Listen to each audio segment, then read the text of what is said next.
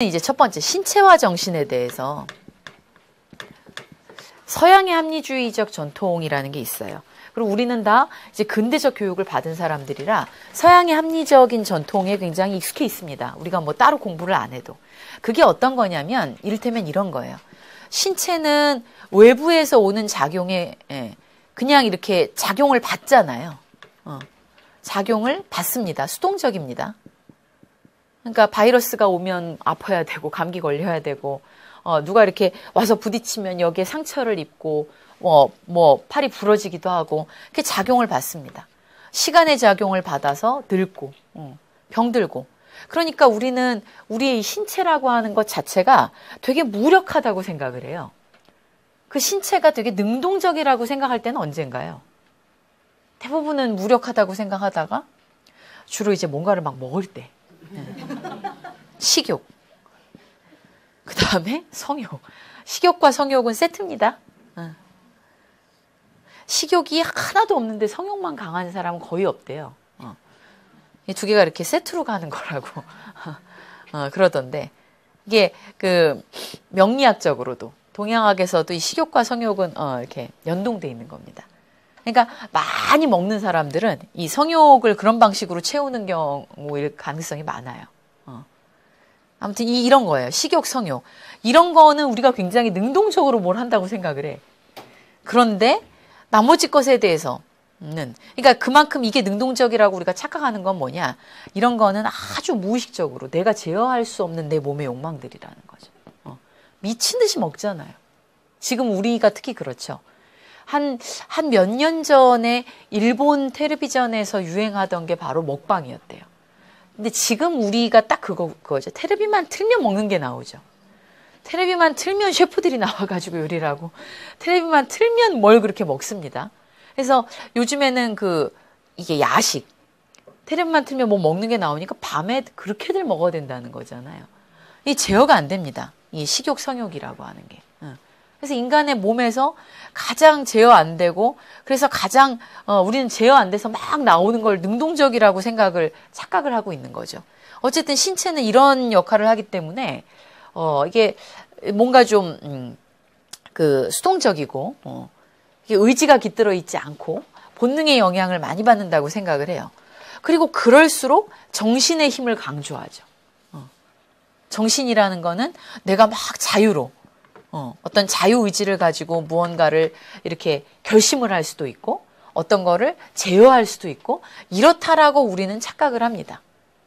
그래서 신체가 한없이 무력할 때 이 무력함을 견딜 수 있는 건 정신. 너는 의지가 왜 그렇게 박약하냐? 이 정신의 영역을 더 높이 사용할 것을 권장하죠. 근데 아까 말한 스피노자라는 철학자는 이거를 반대합니다. 뭐라고 얘기를 하느냐? 자, 신체의 능동성과 수동성. 능동성이라는 건 딴 게 아니라 역량이 커지는 거고, 수동성이란 건 딴 게 아니라 역량이 작아지는 거예요. 그러니까 예를 들면 이런 거예요. 신체의 역량이 커진다는 건요. 옛날에는 병원에 가면 이제 의사들의 담론이 많이 바뀌었는데 옛날에는 병원에 가면 모든 만병의 근원이 스트레스라고. 근데 요즘은 약간 바뀌어서 만병의 근원을 면역체계라고 병원에서 얘기를 한대요. 근데 이 면역체계라고 하는 게 면역력이 떨어진다는 건 어떤 거냐면요. 다른 말로 하면 몸이 너무 퓨어한 거야. 퓨어. 순수해, 몸이. 몸이 순수하면 어떻게 돼요? 이물질 하나가 들어오면 무너지는 거죠. 그러니까 애들이 면역체계가 약하다는 게 그런 거잖아요. 그러니까 이제 커가면서 면역력이 길러진다는 건 몸이 불순해지는 거예요. 그러니까 우리가 감기 바이러스가 들어오면 옛날에는 감기를 그냥 이렇게 앓으면 할머니들은 보린물 따뜻한 거 먹이라고. 그럼 이제 좀 낫는 거예요. 콧물도 좀 질질 흘리다가 그러고 낫죠. 근데 요즘 엄마들은 그거를 못 본대요. 애가 조금만 열이 올라도 무조건 병원에 데리고 가서 무조건 약을 먹이죠. 그래서 요즘은 그 해열제가 애들이 잘 안 먹으니까 약을 쓰면 해열제 요만한 거 먹이려고 거기에다가 시럽을 설탕물이래요. 그러니까 애들이 약을 그렇게 좋아한다네요. 해열제 조금 넣고 설탕을 엄청나게 넣어가지고 달짝지근하게 만드니까 애들이 약을 그렇게 좋아한다는 거예요. 그러니까 우리 어머니하고 그 조카 어렸을 때 키울 때도 우리 어머니하고 그 저희 올케하고가 이렇게 부딪히는 게 그런 거예요.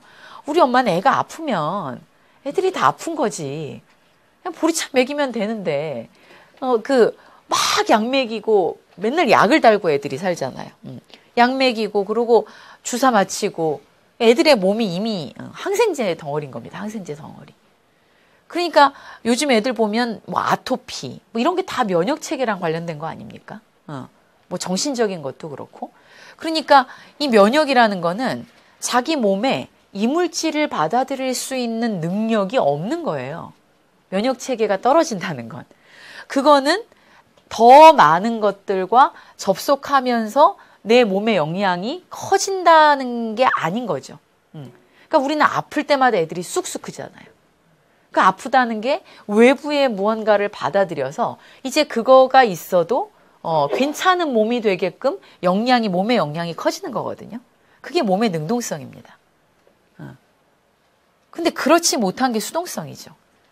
그러니까 뭐만 조금 이렇게 해도 아프고 쓰러지고 뭐 이러는 게 수동적인 몸인 거예요. 근데 이거하고 똑같이 정신의 역량도 비례한다는 거예요. 그러니까 이 신체가 능동적이 되려면 어떻게 해야 돼요? 더 많은 것들과 마주쳐야 되죠. 다치기도 하고 그럼 살이 또 이렇게 오잖아요. 하나도 안 다치게. 요만한 먼지는 만지지도 못하게. 그래서 애를 막 완전하게 깨끗하게 키우려고 하면 이 능동성이 작아지는 거죠.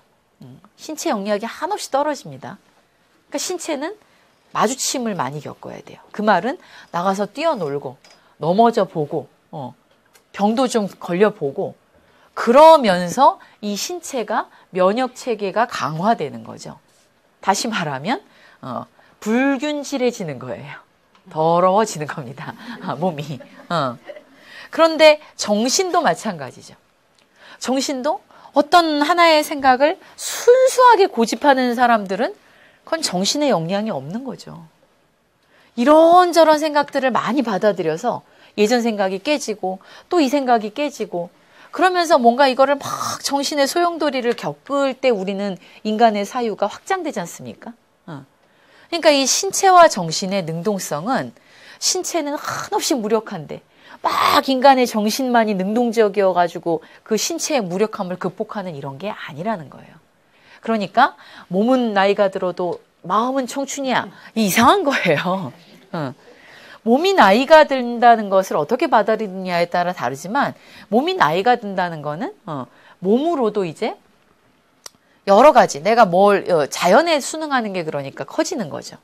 젊을 때는 막 안 좋은 거에 빠지기도 하고 막 먹기도 하고 막 이러잖아요. 근데 늙으면 소식하고 그 다음에 뭐 이렇게 탐욕스럽게 먹지 않고 이게 다 어떤 자연의 법칙에 따르는 거 아닙니까? 그러니까 늙었을 때는 우리가 20대, 뭐 40대, 70대 이게 각각 자연적으로 우리 몸이 마주쳐야 하는 리듬이 있는 거예요. 그런 거에 따라서 하는 게 신체의 능동성이 커지는 거잖아요. 근데 마음을 젊음이라 그래가지고 막 젊은이들의 마음을 흉내내면 그거는 노인이 주책이죠, 주책. 이 정신도 마찬가지로 능력이 커진다는 건 늙어서 정신의 역량이 커진다는 거는 더 많은 것들을 포용하게 되는 거겠죠. 그래서 이 신체와 정신의 능동과 수동은 비례합니다. 우리는 어떻게 더 많은 것들과 마주쳐서 이 신체든 정신이든 역량을 커지게 할 것인가. 그래서 인간이 몸이든 아니면 마음이든 우린 이거 두 개로 이루어져 있습니다. 몸과 마음. 결국 이 몸과 마음으로 이 우주를 겪고 있는 건데 살고 있는 건데 어떻게 이 두 개를 통해서 내가 하는 경험들을 나의 몸과 마음의 힘이 확장되는 방식으로 그 경험을 가져올 것인가. 그 경험들을 어떻게 이 두 가지를 더 단단하게 단련시키는 방식으로 해석해낼 것인가. 결국은 이게 몸의 문제예요. 제가 이게 앞에 서설이 길었습니다만 프리다 칼로를 통해서 보고 싶은 것도 사실은 그런 거예요. 보통 프리다 칼로에 대한 책이나 뭐 굳이 책까지 안 가셔도 프리다 칼로를 이제 볼 때 이 여자가 지금 제가 거기다 써놨지만 37페이지가 아래 보세요. 이 사람은 수술만 거의 한 30차례를 했습니다. 거기 보시면 18년에 원래 태어날 때 소아마비였어요. 그래서 늘 한쪽이 이제 발이 쩔룩쩔룩하니까 한쪽 신발만 굽을 높게 만들어가지고 신고 다니는 이 프리다 칼로의 트레이드마크 같은 신발이 있거든요. 그런 데다가 26년에 열차 충돌 사고, 이게 10대 후반이었어요. 버스하고, 얘가 타고 있던 버스하고 열차하고가 부딪혀서. 그래서, 엄청난 사고였는데, 그때 뭐, 이렇게 버스의 어떤 그 손잡이 봉 같은 게 이 여성의 몸을 관통하는 그런 끔찍한 사고를 경험하게 됩니다.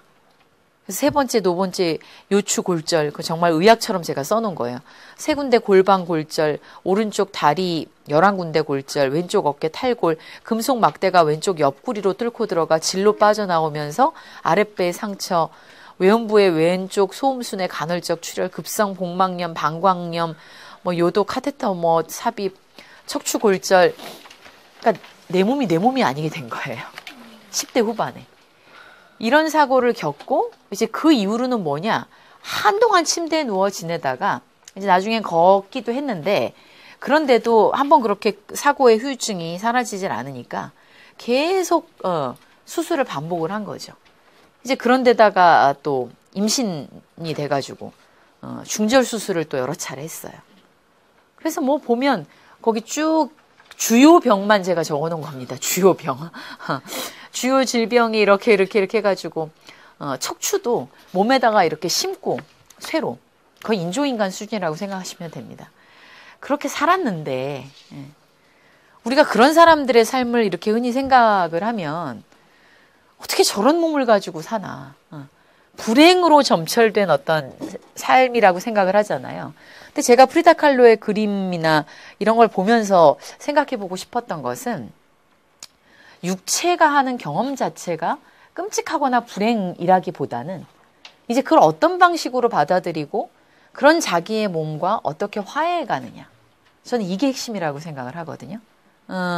아까 요거를 안 보여드렸는데, 이를테면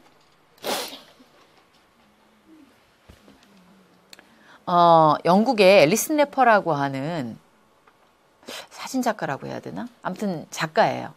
그런데 이 작가가 태어날 때 이렇게 태어난 거예요. 여기 이제 두 팔이 없고, 그리고 허벅지가 없는 거죠. 바로 이 골반에 종아리가 이렇게 붙어서 발이 짤록한 그런 몸으로 태어났어요. 그래서 이 작가가 그 구족화가라고, 왜 입이나 이렇게 발을 이용해서 그림을 어렸을 때부터 자기 집에서 스승을 데려다가 그렇게 그림 그리는 일을 했는데, 어느 날 이제 문득 그런 생각이 들더라는 거죠. 나는 이 그림을 왜 그리고 있나? 그림을 그려서 사람들하고 뭔가를 나누자는 건가? 나는 그림의 세계에 어쩌면 숨고 있는 건가? 그림 그리는 일이 굉장히 즐겁다고 생각을 했는데 사실은 이게 나의 도피처였던 건 아닌가? 그러면서 아까 그 비너스를 아까 그 비너스를 생각한 거예요. 그러니까 비너스를 루브르에 가서 보고 진짜 하염없이 눈물이 나더라는 거죠. 비너스는 아까 보셨지만 팔이 없잖아요, 두 개가. 그래서 우리는 지금도 미대생들이, 지금은 그런 시험 잘 안 보긴 하지만 미대생들이 한참 석고상을 그릴 때 비너스 그리지 않습니까? 그걸 다 그렇게 그림으로 그리고 아름답다고 하고, 그래서 속옷 광고에 상표기도 하고, 이게 비너스라는 게 그런 미의 상징이에요. 두 팔이 없이 우리에게 왔는데, 그 비너스 상은. 우리는 한 번도 그 비너스에게 팔을 만들어 주자거나, 저 팔이 없는 여인은 불구라거나, 이렇게 얘기하지 않는다는 거죠. 그런데 우리는 실제로 이런, 사람을 만나면 그렇게 생각하지 않는다는 거예요. 팔이 없으니 얼마나 불편할까. 팔이 없고 우리가 다 있다고 생각하는 어떤 것이 없을 때 우리는 여기에 대해서 아름답다고 얘기하지 않아요. 그러니까 인간은 다 인간의 몸이 거기서 거기고 다 어딘가가 불균형하지 않습니까? 진짜 인간의 몸이 이렇게 균형이 딱 잡힌 인간들이 별로 많지 않대요. 얼굴도 어딘가가 일그러져 있고 다 비대칭이고. 그러니까 비정상이에요. 굳이 말하면 우리는 모두가 다 비정상인데 우리는 그런 인간의 신체에 대해서 정상성, 비정상성을 딱 나누고 이런 비정상에 대해서 뭔가 불행하다든지 추하다든지 그런 식의 표상을 더 씌워서 육체를 바라보고 있는 거죠. 그러니까 프리다 칼로도 그렇고 이 앨리스 래퍼도 마찬가지고 이런 사고를 엄청나게 겪어서 자기 몸이 뭐 말이 아닌 몸이지만 그럼에도 불구하고 우리가 이제 우리의 몸에 대해서 어떻게 다른 방식으로 그런 몸이 하는 경험들을 해석할 수 있을까? 그러니까 그게 결국은 우리 몸에서 일어나는 사건들, 늙고 병들고 죽어가는 이 모든 사건들에 대해서 우리는 어떻게 내 몸을 온전히 내 것으로 받아들이고 이해할 수 있는가라는 문제를 이제 프리다 칼로를 통해서 한번 얘기를 해보고 싶었어요. 프리다 칼로는 이제 멕시코 화가인데 워낙 그 트렌디해가지고 이렇게 보그지에 잡지에 실릴 정도로 이게 전형적인 프리다 칼로의 그 전통 의상을 입은 모습이에요. 그리고 이 여인이 이게 미인이라면 미인이고 되게 독특하게 생겼죠. 이렇게 눈썹이 거의 붙다시피 해가지고 아주 이게 트레이드 마크 같은 눈썹이에요. 그리고 머리에 늘 이 전통적으로 멕시코 여인들이 이렇게 꽃을 머리 장식을 이렇게 해서 꽃을 달고 멕시코의 장신구들을 하고 그런 옛날 석상을 이렇게 들고 있는 모습. 그러니까 프리다 칼로는 이미 하나의 패션 아이콘이 돼버린 거죠. 그러니까 평범한 미인은 아닌데 이게 뭔가 이렇게 아무튼 미인이다 아니다라고 말하기 되게 힘들기도 한데 아무튼 이 지금 우리가 프리다 칼로를 보는 방식은 아주 트렌디하게 소비를 하고 있습니다. 그런데 이제 사고를 겪고 프리다 칼로는 아주 오랜 시간을 누워가지고 침대에서 이렇게 그림을 그리죠. 근데 프리다 칼로를 얘기할 때 그리고 자기 이렇게 석고 척추에다가 뭘 대고 있기 때문에 석고에다가 이렇게 그림을 그리기도 하고 프리다 칼로를 얘기하면 항상 빼놓을 수 없는 사람 중에 하나가 이 디에고 리베라라는 이런 걸 보면 우리는 얼굴을 보고 사랑에 빠지는 게 아니라는 걸 알 수가 있어요. 디에고 리베라라는 멕시코 최고의 벽화가죠. 그러니까 뭐 벽화만 그린 건 물론 아닌데 멕시코가 자랑하는 작가입니다. 거구였어요. 거구. 정말 고목나무의 매미라는 말이 딱 맞는 이 디에고 리베라와 사랑에 빠지죠. 나이도 거의 20살 차이예요. 19살이든가. 그러니까 나이도 많고 뭐 거구고 뭐 너무 약간 징그러운데 이 어린 프리다 칼로가 한눈에 디에고 리베라와 사랑에 빠지죠. 그러니까 사랑에 빠질 때 우리가 보는 거는 외모가 아니라 그건 착각입니다. 착각. 보이지 않는 기운이에요. 보이지 않는 기운. 그러니까 그림을 그렇게 그리고 이 그가 그린 작품 이걸 보면서 아 이런 것을 남기는 저자는 누구인가. 그 뭔가 알 수 없는 부분에 대해서 마주침이 막 촉발돼가지고 그 사람을 사랑하게 되는 거예요.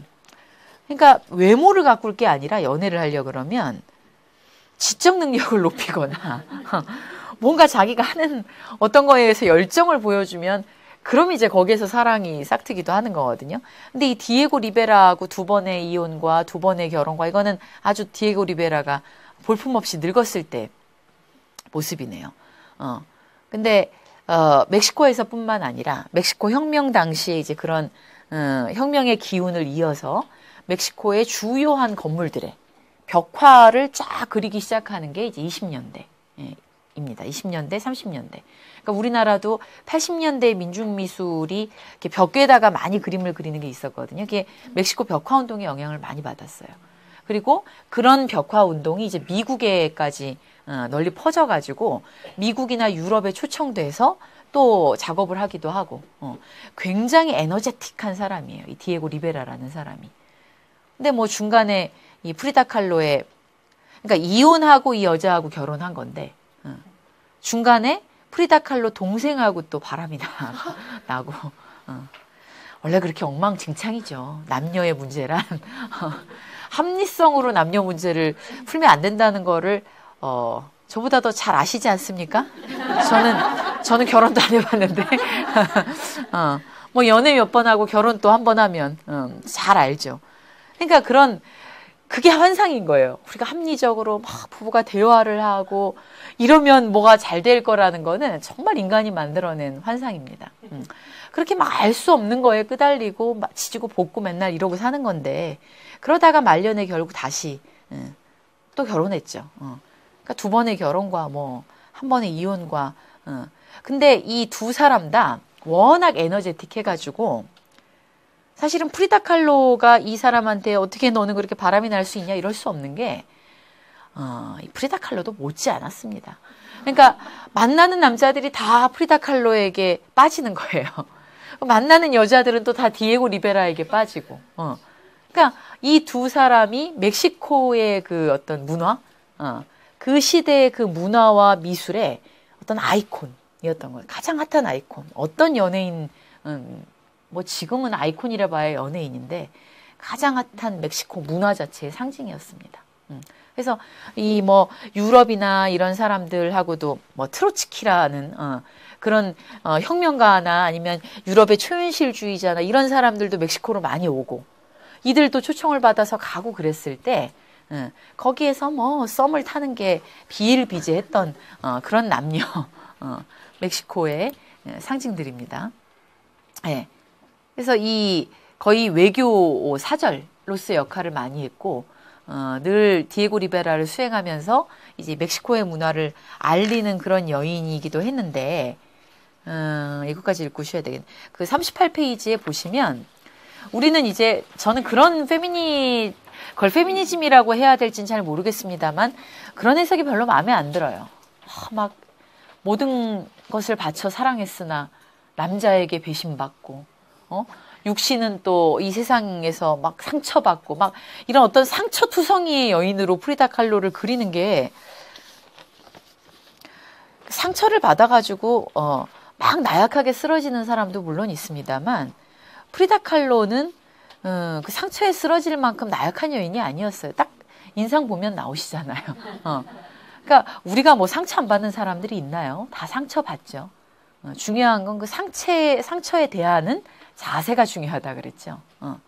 그래서 그 디에고를 굉장히 나쁜 놈 만들고 프리다 칼로를 되게 비련의 여주인공으로 만드는 경향이 있습니다. 그러나 자신의 육신에 대해서도 사랑에 대해서도 프리다 칼로는 늘 당당했어요. 그래서 거기 38페이지에 디에고에 대한 이제 일기, 시같이 쓴 일기가 있어요.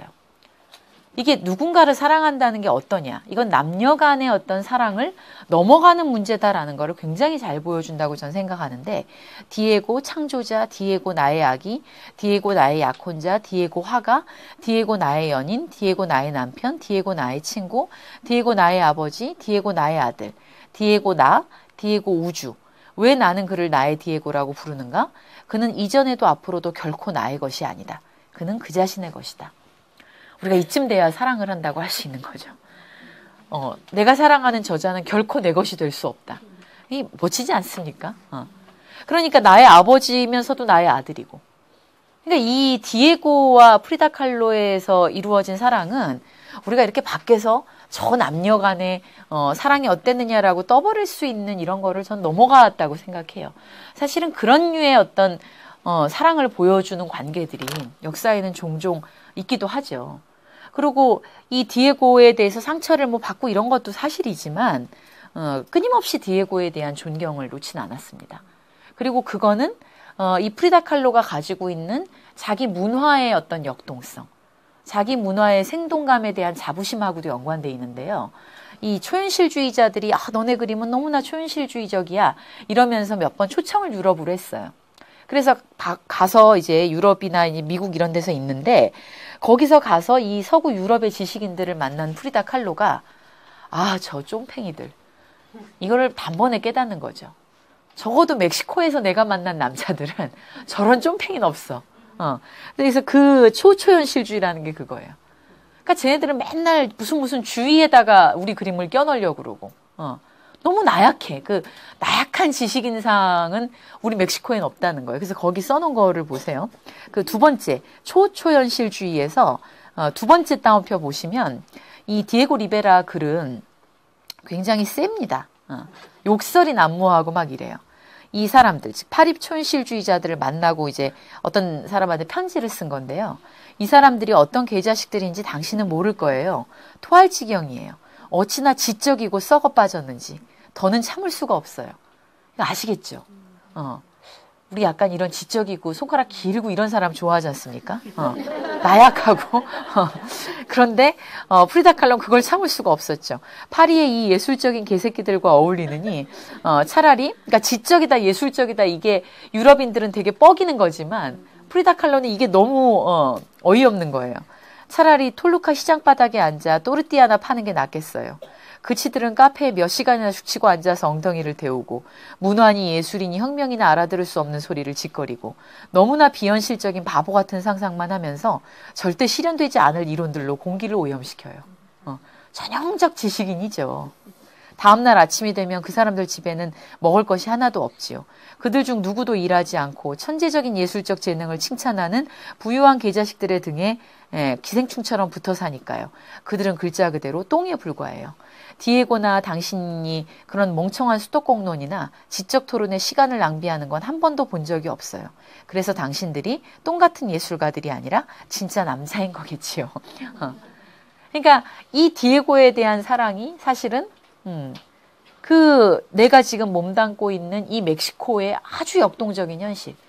혁명이 일어나고 혁명이 다시 실패하고 그런 소용돌이 속에서 디에고 리베라는 이 프리다 칼로는 디에고 리베라와 멕시코에 대한 어떤 우주적인 사랑이라 그래야 될까? 그런 것들을 놓지 않았던. 그러니까 이거를 남녀 간의 사랑으로 환원하기에는 저는 우리의 시각이 너무 편협하지 않나라는 생각을 종종 할 때가 있습니다.